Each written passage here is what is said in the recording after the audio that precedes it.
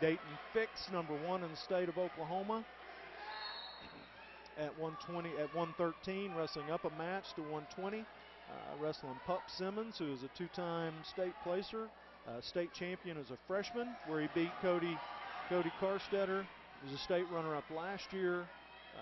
Lost to Boo Llewellyn of Yukon in the state finals last year. Nice takedown from attempt by Simmons there.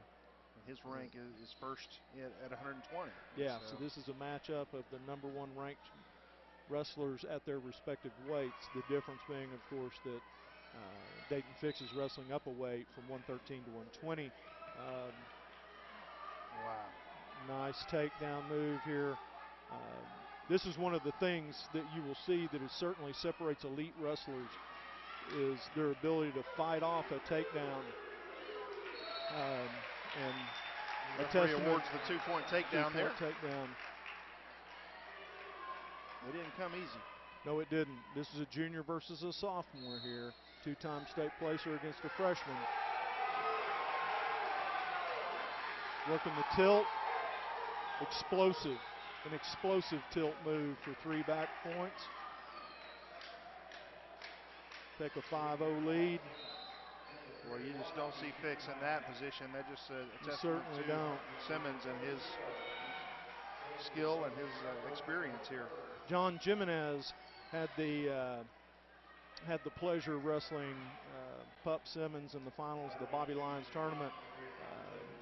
He won't be wrestling tonight. Jimenez won't. He's a little under the weather. And, of course, that match went very much like this one has started out in the early periods. As we mentioned at the beginning of the night, if you weren't with us, 6 of our Sandite starters out tonight with various illnesses and injuries. And so a little bit of a handicap in our lineup tonight. Absolutely. This is not a match that would have occurred had John Jimenez been in the lineup. And, again, it's a testament to Daton Fix's competitiveness that he wanted to wrestle this match. Again, he's got very little gain from this match other than just wanting to wrestle the best. And Marcus Simmons is the best at his weight. Daton working on a nice combination. Some of the best wrestling you'll ever see right here happening. It certainly is. Mat.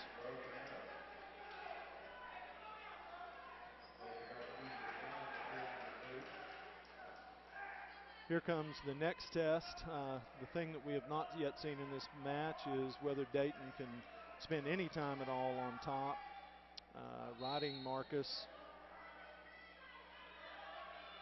or whether certainly a bonus for the Sandites would be if whether he can work it into a near fall. But, of course, there we go. There's the answer to that question. So let's see if we can get a takedown. Marcus scored relatively early into the first period. Let's see if Daton can fight off a shot and get one off himself. There's a shot on bottom. Defended relatively easily by Pup Simmons. And a restart. Daton finds himself behind 6-0 to one of the best wrestlers in the state. Let's see if we can rally for a comeback.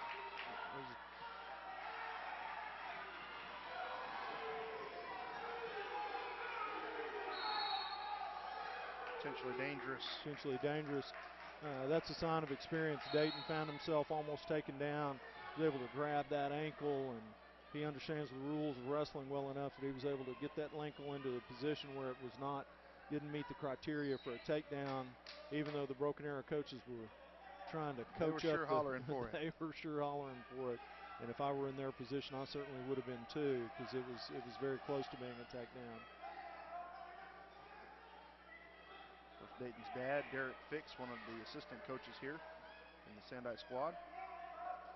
You know, as an administrator, I'm always a little bit wary of that situation when you got a dad coaching a sport with his son out there. And I was really pleased to hear today. I was talking to Coach Smith and Coach Kennard, and they were talking about the character of Derek Fix and how he coaches every other kid in that room just as hard as he coaches Daton.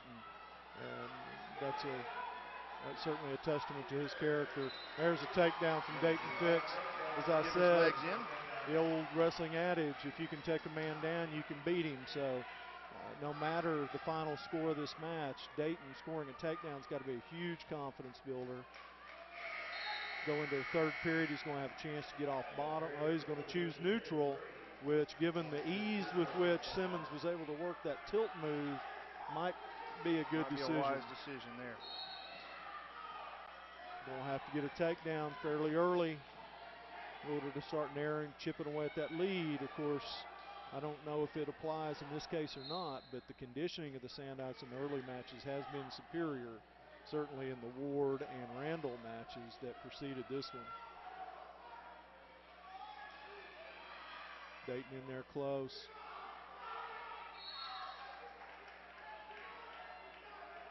You know, and one of the things, and you don't come to the gym expecting Daton Fix to lose, but you got to think that no matter what happens in this match, him being able to get this kind of mat experience as he almost scores another takedown, Simmons able to put in the hip lock. That's encouraging to me that Simmons is already looking up at the clock. Simmons looking a little tired, looking a little tired, so maybe looking a little surprised. There he's hit with the warning. Daton trying to get in on that double. Is unable to do so, needs to control that hand. We have not seen any offense out of Simmons since the first period. Daton is certainly pushing the action, but we're at a minute to go in the match. He's got a 6-2 lead. Simmons trying to just kind of hold it out and ride it out. Limping a little bit on that left knee that he has a brace on.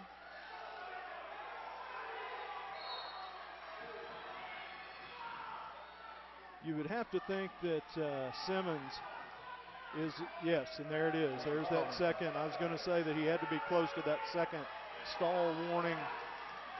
I know that's one of the frustrations of wrestling coaches and wrestlers is that there doesn't seem to be. Oh, fireman's carry to the back.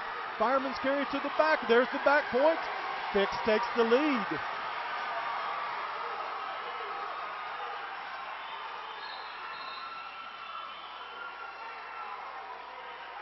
.13 seconds, and Daton just took a 2-point lead.